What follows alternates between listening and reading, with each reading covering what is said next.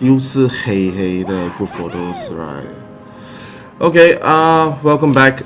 Today we're still going to share with you some of the tips on how do you get a proper group photos in a wedding reception or any events. I think this is one of the things that most of the photographers lack of, and they will leave the group photos to maybe the assistants or the juniors to shoot.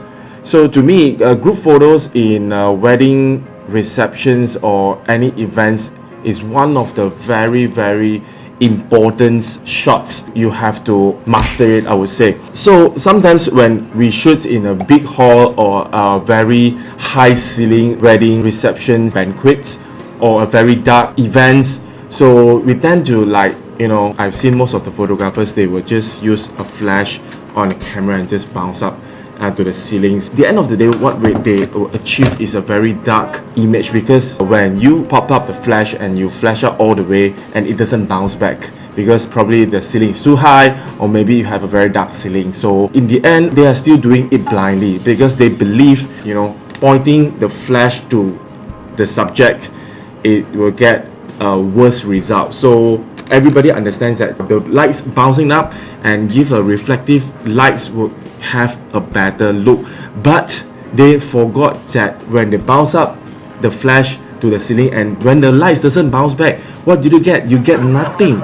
You get all dark images and you think it's okay. So in this situation, rather that you just bounce up, to me, I would just rather shoot directly and get a proper lead up group photos.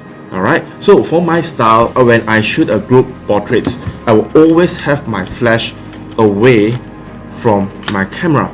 Okay, I will always have one of my teammates to hold the flash off camera, and I will have some modifiers on my flash and just make it softer lights, and I will just want the flash to go towards the directions that I want. Usually it's going to be 45 degrees from my right or from my left, so I'll have a directional lights. It won't be a flat lighting. So sometimes I will have maybe two lights in order for me to cast away the shadows, so I have both lights to the group photos. Sometimes it's a bit too big group, then I'll have two lights, and sometimes I'll even have three lights to light up that properly.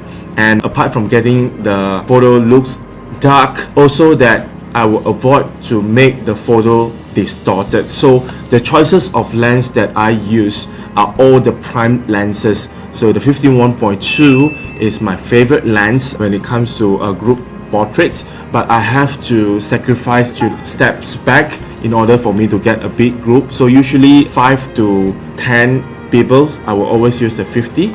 So if there's a larger group, I will use a 24mm 1.4. It gives me a very good distortion control as well.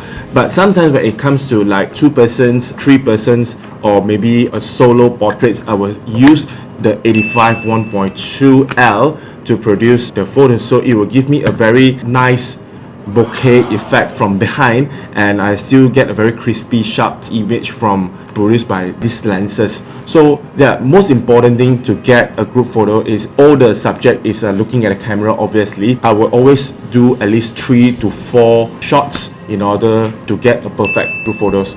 Lighting, choices of lens, and how do you communicate arrangements during the group photos. And last but not least, when you are using something like this, big aperture lenses, remember, do not arrange the group photos. Make sure it's all in a line, nobody is blurred off. For example, you have like 2 people in front, the other 2 slightly behind, and you're using f2 to shoot that photo, so you only will get that front 2 in focus, then the other 2 is out of focus. So you must ensure everyone is in the same line, only you click the shutter. Okay, so do not get anybody blurred off, because group photos meant to be everybody in focus. There's a few tips, and I hope you guys learned something from this episode. We'll see you guys next round. We'll talk about more in the wedding reception tip. My name is Alex. Bye bye.